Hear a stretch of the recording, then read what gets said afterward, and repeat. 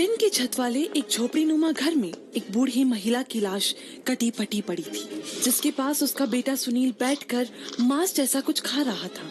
महिला के बड़े बेटे राजू ने पुलिस से कहा कि उसकी मां यल्लवा का खून उसके छोटे भाई सुनील ने ही किया है। नई थ्रिलर सीरीज मृत्युदंड के कोल्हापुर मर्डर केस के पहले पार्ट में आपने इतनी कहानी तो जान ली। अब दूसरे पार्ट में जानेंगे कि पुलिस असली हत्यारे तक कैसे पहुंची।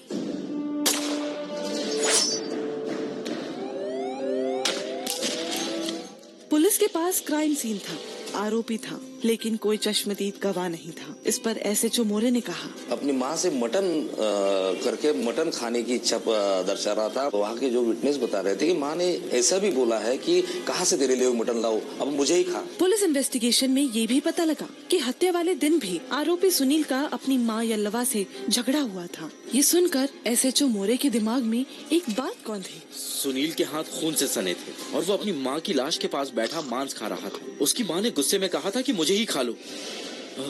कहीं सुनील अपनी माँ के मांस को तो नहीं खा रहा था।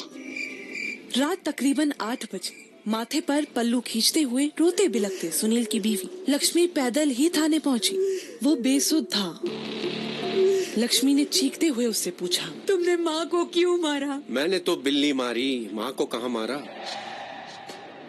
लक्ष्मी आगे कुछ नहीं कह पाई, बस सोचती रही कि सुनील का क्या होगा, बच्चों का क्या होगा। सुनील के बारे में सोचते हुए लक्ष्मी ने कहा, उस दिन क्या हुआ मालूम नहीं, तो वो भी रोता है।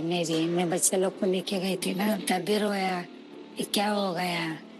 मेरे को देखना चाहिए था, सब तू कर रही है। इधर एसएचओ संजय मोरे को फॉरेंसिक रिपोर्ट मिली। इसमें लिखा था कि सुनील के दोनों हाथों की उंगलियों और नाखून के बीच फंसे खून के सैंपल उसकी माँ के थे। उसने अपनी माँ की छाती छीलने के बाद एक एक करके कलेजा, आंत और बाकी अंग निकाले, फिर तवे पर भून कर खा गया। स्टमक वॉश यानी पेट में मौजूद मांस के टुकड़े की डीएनए जांच से ये भी साफ हो गया था कि जो मांस वो खा रहा था वो उसकी माँ के ही अंग थे। अब तक पुलिस को यकीन हो गया था कि सुनील ही हत्यारा है। उसके पास से 3 चाकू भी बरामद हो चुके थे, लेकिन इस पूरे खूनी खेल में कोई चश्मदीद गवाह अभी तक नहीं था जो ये कह सके कि कत्ल करते हुए उसने सुनील को देखा था।